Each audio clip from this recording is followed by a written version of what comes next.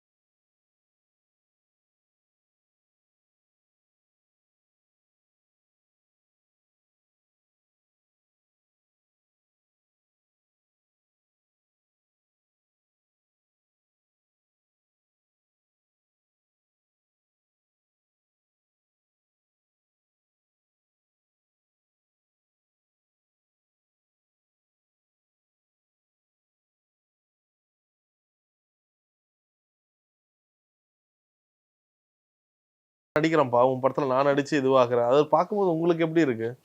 அன்னைக்கு பிரபா அழுவும் போது நானும் கண் கலங்கிட்டேன், அழுதுட்டேன். எங்கள் அப்பாவுடைய கண்ணாடியில் என் மூஞ்ச பார்க்கறத விட எங்கள் அப்பாவுடைய மூஞ்ச பார்த்தது தான் அதிகம் அப்படின்னு சொல்லி அழுதார் அந்த பையன். தப்பாக நினச்சிக்காதீங்க நான் அழுகுறேன்னு. அழுதுட்டேன், உண்மையில அழுதுட்டேன். அந்த அற்புதமான குழந்தை அது.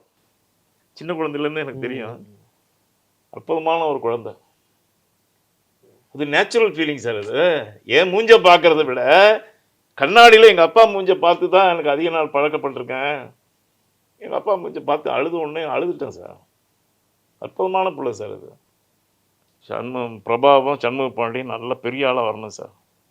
என்னுடைய ஆதங்கம் பெரிய ஆளாக வரணும் சார். கண்டிப்பாக வருவாங்க. என்ன பிள்ளைங்களை அப்படி வளர்த்தான் சார். தனக்கு மிஞ்சி தான் தானம் தர்மம்னு சொல்லுவாங்க. அவன் அப்படி இல்லை, அடுத்தவங்களுக்கு தானம் தர்மம் பண்ணிட்டு பிள்ளைங்களை கொண்டு பண்ணல சார். அவருக்கு அந்த ஒரு ஆசை இருக்கணும், கல்யாணம் பண்ணி பார்த்துருக்கணும் பசங்க. இல்லை சார், அதெல்லாம் இல்லை. 100 படம் பண்ணலாம் அவங்க 2 பேரும் சேர்ந்து. Production company, Captain cine creation, அது இது விஜய்க்கே அவர் தானே சார் பிள்ளையார் சொல்லி போட்டார், நடிகர் விஜய்க்கு. இன்னைக்கு ஆமாம் இருக்கு எனக்கு. பொள்ளாச்சியில் தான் ஷூட்டிங் அந்த படம். ஓ சரி சரி. விஜய் தங்கியிருந்த சந்தேஷ் தங்கியிருந்த ரூம், ஏற்று ரூம் தான் எங்கள் ரூமு.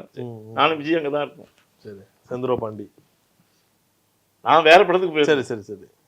அவர் இந்த படம் முடிச்சுட்டு இவர் படம் முடிச்சுட்டு அடுத்து செந்தூர பாண்டி போறாரு. ஓகே. பிள்ளைங்களுக்கெல்லாம் ஏதாவது ஒன்று பண்ணியிருக்கணும் சார், பண்ணணும் சார்.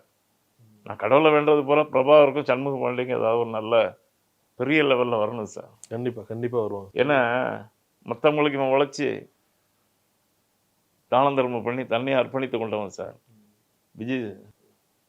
அவன் பிள்ளைங்களை கடவுள் நல்லா வைக்கணும் சார். அந்த அம்மா இவ்வளோ வருஷம் 10 வருஷம் இருந்து உழைச்சித அவனை காப்பாற்றிடுச்ச பிரேமா.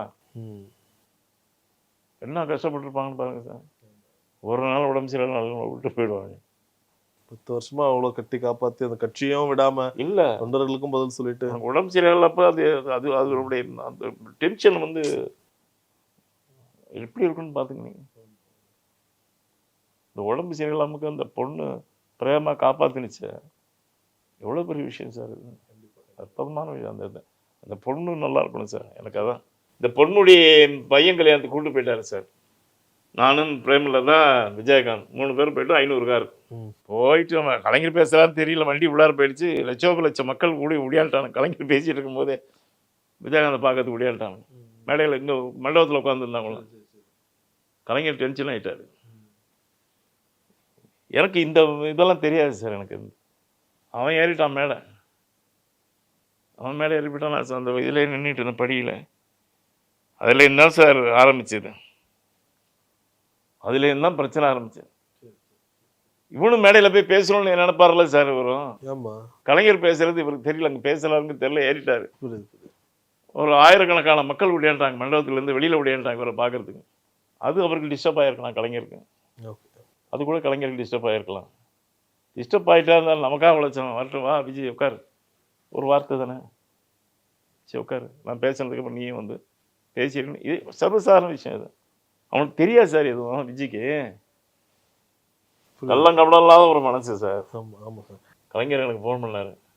பொண்ணு வீடு எடுத்த போது மனோரமா பத்திரிக்கை கொடுத்தியாயான்னாரு ஃபோனில். இல்லைப்பா நான் இப்போ கூப்பிட்டு போயிடுறேன்ப்பான்னு விஜயை கூப்பிட்டுட்டு கலைஞர் ஃபோன் பண்ணார். மனோரமா பத்திரிக்கை கொடுக்க சொல்கிறாரு. நான் சொன்னேன் கலைஞர்கிட்ட, எங்கள் அப்பாட்ட சொன்னேன், அப்பா அந்த அம்மாட்ட நீ குடியா நீ எனக்கு அப்படி இன்ப உரிமையோடு சொன்னார். சரி விஜயகாந்த்கிட்ட சொல்லி அப்படியாடா சரி போயிட்டு வந்துடுவா மனோரமா வீட்டுக்குதான். யோசிக்கவே இல்லை. அவன் ஃபோன் பண்ணி கேட்கணும்னு சொன்னீங்களாப்பான்னு அவன் கேட்கணும்ல. நம்பிக்கை தான் வாழ்க்கைன்னு. சரி வண்டியில் ஏற கிளம்புண்டா மனோரமா வீட்டுக்கு போயிட்டோம். ஆச்சு நீங்கள் வரணும் ஆச்சு. எப்படிப்பா முடியும்ப்பா, அம்மா கோச்சிக்கும்பா. சரி நம்ம சொல்லியாச்சு. மனோரமா வீட்டிலேருந்து வெளியில் வரும். நானும் அவனு தான். ஒரு கர்ப்பிணி பெண் ஒரு திருட தாலியை அறுத்துட்டு போயிட்டான் மனோரமா வீட்டுக்கு முன்னாடியே. நாங்கள் வண்டியில் ஏறிட்டோம். அறுத்துட்டு ஐயோயோன்னு கத்திரிச்சு அந்த அம்மா. என் தாலி அறுத்துட்டு போகலானேன்னு யோசிக்கவே இல்லை சார். வண்டி விட்டு இறங்கிட்டான் சார். ஓடுறான் சார். அந்த பயிரை துரத்திக்கிட்டு அந்த திருடன் துரத்திட்டு ஓடுறான் சார். வேட்டி கட்டிட்டு ஓடுறான் சார். அவனை பிடிச்சி விட்டான் வர்றான். அந்த தாலியை இழுத்து அந்த பொண்ணுகிட்ட கொடுத்தோன்னு அந்த பொண்ணு என் தாலியை காப்பாற்றுனீங்க என்ன அப்படின்னு காலில் விழுந்து கதறினுச்சு சார். இன்னைக்கு எனக்கு ஞாபகம் இருக்குது சார். என் தாலியை காப்பாற்றிட்டீங்க சார். கற்பனை பண்ண காலில் விழுந்து கதறுது சார். ஒன்றும் கவலைப்படாமா, நான் இருக்கமா உனக்கு எல்லாத்துக்கும் நான் இருக்கமா. அந்த பயலை விட்டு அடி நீ ஏன்டா அப்படி. அவன் என்ன பண்ணுறான், நான் அவங்க ரசிகண்ண என்ன அடிச்சு கொண்டுறாதீங்கண்ணா. அவனும் திருடனா இவரோட ரசிகரா? என்னை கொண்டுறாதீங்கண்ணே, நான் பண்ணது தப்புன்னு என்னை மன்னிச்சிருங்கன்னு. இன்னொரு வாழ்க்கை அது மாரி பண்ணேன்னு விட்டான் வராறேன். இந்த பொண்ணு கதறது இன்னும் இங்கே எனக்கு மெயினில் இருக்கு. என் தாலியை காப்பாற்றுறீங்கன்னு. எதுக்கு வண்டி விட்டு இறங்கி ஏன்னா அப்போ தான் பேட்டி சொன்னோம். எல்லாரும் கூலிங் கிளாஸ் ஏற்றிட்டு காரில் போகிற நடிகர்கள் இந்த உலகத்தில் காரை திறந்து எடுத்தான் ஓட்டான். சத்தம் கேட்ட உடனே ஐயோயோ என் செயினா பறிச்சிட்டு போறானுங்களே தாலி. அதெல்லாம் இன்னைக்கு என் கண்ணு முன்னாடி நிற்கிது சார். பொங்கல் தினம் பொங்கலுக்கெல்லாம் வீட்டில் செலிப்ரேட் பண்ணுவாங்க சார். காணும் பொங்கல் அன்னைக்கு பீச்சில் செலிப்ரேட் பண்ணுவாங்க சார். காணும் பொங்கல் அன்னைக்கு லட்சம் மக்கள் வெளியூர் மக்கள் விஜயகாந்த் நினைவிடத்தில் இருந்தானுங்க சார். அது இன்டர்நேஷனல் லெவலில் போயிடுச்சு சார். இன்டர்நேஷனல் லெவலில் விஜயகாந்தனுடைய நினைவிடத்தில் மக்கள் அலை மோதுகிறது. அப்படிங்கும்போது டிவியில் பார்க்கும்போதெல்லாம் வைப்ரேஷன் ஆகுது. அப்போ ஏன் இப்படி பண்ணாங்க? தங்கமானவன் சார் அவன், ரொம்ப தங்கமானவன். சத்தியமாக சொல்கிறேன் சார், என் பிள்ளைங்க மேலே சத்தியம், தங்கமானவன் சார். கல்லங்கப்படமே கிடையாது சார்.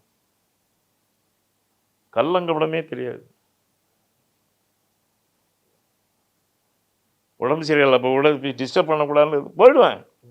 அப்பப்போ போயிடுவேன். கடைசியா ஞாபகம் இருக்கா சார் எப்போ அவர்கிட்ட ரொம்ப நல்லா பேசினேன் நண்பன் கிட்ட நல்லா கடைசியா பேசுனது எப்போ? இப்போ சமீபத்தில் தான் சார். ஒரு நாள் அப்பெல்லாம் பேசிட்டு தான் இருந்தார். ஓரளவுக்கு ஞாபகம் வச்சு பேசலாம். சிரிச்சா சார். அவன் பையன் இருந்தார், என் பையன் இருந்தாலாம் இருந்தாங்க. டேய் நம்ம அப்படின்னு காமெடி ஏதோ ஒன்று பண்ணேன் சார். சிரிச்சு என் கையை பிடிச்சிக்கிட்டான் சார். சிரிச்சு அன்னைக்கு தான் சார் பார்த்தேன். கலகலன்னு சிரிச்சுக்கிட்டான். நான் கிளம்புறேன் அன்னைக்கு. இந்த கிளம்புறேன்னா என் கையை பிடிச்சிக்கிட்டான். உட்கார்ற அங்கடா போகிறேன். எனக்கு ஒரு சின்ன ஃபீலிங்கு. அப்பவே எல்லா நண்பர்களெல்லாம் பார்க்க விட்டுருந்தா கொஞ்சம் தெளிவாயிருப்பானோன்னு எனக்கு ஒரு. அப்பவே நண்பர்களை எல்லாம் பார்க்க விட்டுருந்தா ஓரளவு கிளியரன்ஸ் கிடைச்சிருக்குமோன்ட்டு எனக்கு பழைய ஞாபகங்கள்லாம் ஒரு ஆக்டிவாகவே இருந்திருக்கும் மைண்டு. எனக்கு என்னுடைய ஃபீலிங் அது. அவங்க ப்ராப்ளம் என்னன்னு தெரியாது. ஆமாம் ஆமாம் ஆமாம். ஆனால் நான் போனப்போ கலகல் போயிடுவேன். சரி சரி சரி. மாசத்துல ஒரு 2 தடவை போயிடுவேன். சரி சரி ஓகே சார். இப்போ உங்களுக்கு என்ன ஒரு ஆசை சார்? இப்போ அவர் உயிரோட இல்லை, இருந்தாலும் அவருக்கு அழகாக அவருடைய இடத்துலேயே ஒரு நினைவிடம் அமைச்சு. இல்லை நினைவிடம் அமைக்கணும் சார். பிரம்மாண்டமா நடிகர் சங்கம் தான் சார் அமைக்கணும். அது எப்படின்னு அது பேர் வைக்கிறது இன்னும் பர்சனல் இல்லை. நீங்க கேட்டு பாத்தீங்களா என்ன விஷயம் அது? இல்லை சார், அன்னைக்கு மீட்டிங்ல பேசுறாங்க. பொதுக்குழுல கேட்கணும். பொதுக்குழுல கேட்கணும். அங்க கேட்கணும்னு சொல்லிட்டாங்க. உங்களுக்கு எப்படி பாக்குறீங்க ஒரு மூத்த நடிகரா? நீங்க எப்படி பாக்குறீங்க? இல்ல சார், விஜயகாந்தனுடைய சிலை வைக்கணும் சார். வெங்கல சிலை நடிகர் சங்கத்துல ஃப்ரண்ட்லேயே வைக்கணும் சார். புரட்சி தலைவர் எம்ஜிஆர், நடிகர் தலைவர் சிவாஜி கணேசன், புரட்சி கலைஞர் விஜயகாந்த் எல்லா சிலையும் வெங்கல சிலை வைக்கணும் சார். முதல் இந்த சங்கத்துக்காக பாடுபட்டவங்க சார். உயிரோடு இருக்கப்பவே நம்மள கண்டுக்கல. கண்டிப்பா நடக்கணும் சார். அது நடந்தா அது அதுதான் நடக்கணும் சார். நான் போகாத நடிகர் சங்கத்துக்கு எனக்கு இரங்கல் கூட்டத்துக்கு போகாத காரணமே அதான் சார். எல்லாம் இப்ப சொல்றான், இறந்துட்ட பிறகு சொல்றான். இல்ல சார், அவ்வளவு லட்சக்கணக்கான பேர் வந்த உடனே தான் சார் அவனுடைய அருமை தெரிஞ்சது. இப்ப பத்ம விபூஷன் கொடுத்துருக்காங்களே சார், ஏன் இருக்கும்போது கொடுக்க வேண்டியது. அது மாதிரி எம்ஜிஆருக்கும் அவனுக்கும் உள்ள நெருக்கத்தை சொல்லணும். வேன் கொடுத்தாருன்னு சொன்னேன். அது மட்டும் இல்ல, எம்ஜிஆர் இறந்த பிறகும் பாரத ரத்னா எம்ஜிஆர் கொடுத்தாங்க சார். இறந்த பிறகு விஜயகாந்த், புரட்சி கலைஞர் விஜயகாந்துக்கு பத்ம விபூஷன் கொடுத்தாங்க சார். எவ்வளவு ஒற்றுமை இல்ல அதுலயும். அதுலயும் ஒத்துமை இல்ல. இந்த டிரைவர் கேளுங்க சார், கதையா சொல்லுவான் சார். விரால் மீன் வேணும், விரால் மீன் குழம்பு வேணும், பண்ணி கொடுத்து சாப்பிடுவான் சார். ரொம்ப வீட்டு ஃபங்க்ஷன் நான் ஒருத்தன் தான் அழைக்கப்படுவேன். சார் இப்போ நீங்க என்ன விஷயம் ரொம்ப மிஸ் பண்றீங்க சார்? விஜயகாந்த் என் நண்பனோட இந்த இழப்புக்குள்ள இந்த ஒரு விஷயம் திரும்ப என்ன யாருமே எனக்கு கொடுக்க முடியாது, அவன் மட்டும் தான் அந்த இடத்த நிறுவ முடியும். இன்னொரு விஷயம் சொல்லு. ஹியூமன் பீயிங் சார், மனிதநேயம் உள்ள ஒரு மனுஷன் அவன் ஒருத்தன் தான், வேற யாரும் கிடையாது சார். அவன் மார்க்கெட்டை வச்சோ அவன் பெரிய நடிகனை வச்சோ நான் பழகலை சார். அவன்கிட்ட நானும் கோடீஸ்வரன் தான், நானும் பெரிய பாரம்பரியம் தான். நட்புக்கு மரியாதை கொடுத்தான் சார். நட்புன்னு அவன்கிட்ட தான் சார் கற்றுக்கணும். சரி, இப்போ இந்த நேர்காணலோட இறுதியா இன்னைக்கு விஜயகாந்த் சார் வந்து நிறைய பேர் அவரை இல்லாத நேரத்தில் வந்து ஐயோ இது பண்ண தவறிட்டுமே, நிறைய இழந்துட்டோமேன்ற ஒரு வருத்தத்தோடு இருக்காங்க. நீங்க அவரோட ரசிகர்களுக்கு என்ன சொல்ல வரீங்க? அவரோட கட்சி தொண்டர்களுக்கு என்ன சொல்ல விரும்புறீங்க? அவன் கட்சி தொண்டர்கள் வந்து எம்ஜிஆர் தொண்டர்கள் மாரி, எப்படி ஹார்ட்கோர் வெறித்தனமானவனுங்க. அவன் நம்பிக்கை இழக்க மாட்டானுங்க சார். விஜய் நினைப்போடு தான் சார் இருப்பானுங்க. அவன் தொண்டர்கள்லாம் அன்னைக்கு பார்த்தீங்களா, எல்லாம் ஒடியாடுறானுங்களே பார்த்தீங்களா, வெளியூர்லேருந்து ஒடியாந்து. வண்டி வேகமாக போகுது சார், அவ்வளோ ஜனங்கள் எச்சக்கணக்கான ஜனங்கள் ஒடியாடுறாங்க சார். ரிலேயில் ஒடியாடுற மாதிரி ஒடியாந்தானுங்க சார். தொண்டனுக்கெல்லாம் பெரியனுங்க சார். இப்போ அருமை தெரிஞ்சிருச்சுல்ல, விஜயகாந்தனுடைய அருமை தெரிஞ்சிருச்சுல்ல. இப்போ சாதாரண ஒரு சின்ன தொண்டன் கூட மாற மாட்டான் சார். அவன் நினைவில் தான் சார் இருப்பான். அவன் நினைவில் தான் இருப்பான். நான் சொன்ன முன்னாடியே, யானை இருந்தாலும் 1000 பொண்ணு, இறந்தாலும் 1000 பொண்ணு ஒரு பழமொழி சொல்லுவாங்கள்ல, அது மாதிரி சார். விஜயகாந்த் தான் புரட்சி கலைஞர் தான். அவனை மாதிரிலாம் இன்னும் வர முடியாது. ஸோ தொடர்ந்து அவருடைய புகழ் வந்து என்னைக்கு எங்கேயுமே நிற்காது, ஓங்கி ஒழிச்சுக்கிட்டே இருக்கும். அதுக்கு உங்களை போன்ற ஆட்கள் வந்து அவர் கூட இருந்து வாழ்க்கை முழுக்க இருந்தவங்க அதுக்கு ஒரு பெரிய எடுத்துக்காட்டு. அவரோட விஷயங்களை நீங்கள் சொல்லிட்டே இருந்தால் அடுத்த தலைமுறைக்கு கடத்தணும் சார். உங்கள் நேரத்துக்கு மிகப்பெரிய நன்றி சார். ரொம்ப நன்றி தம்பி. ஆத்மா சாந்தி அடைய நிறைவேன வேண்டிக் கொள்கிறேன். ஆத்மா வந்து இளைப்பாறணும், சூப்பராக இளைப்பாறணும். கண்டிப்பாக மேலே போய் நிம்மதியாக இருக்கணும். அவனுக்கு எந்த டிஸ்டர்பன்ஸ் இருக்கக்கூடாது, எந்த கவலையும் இருக்கக்கூடாது. ஆத்மா சாந்தமாக இருந்து அதை நிறைவேற்றணும் அவனோட ஆசைகளை. அவ்வளோதான் சார். Thank you brother. ஹாலிடேஸ்னாலே அது நம்ம GT ஹாலிடேஸ் தான். South India's #1 travel brand. குறைந்த விலை, நிறைந்த தரம், தங்கள் தேவைகள் அனைத்தும் ஒரே இடத்தில். ஜெயச்சந்திரன்.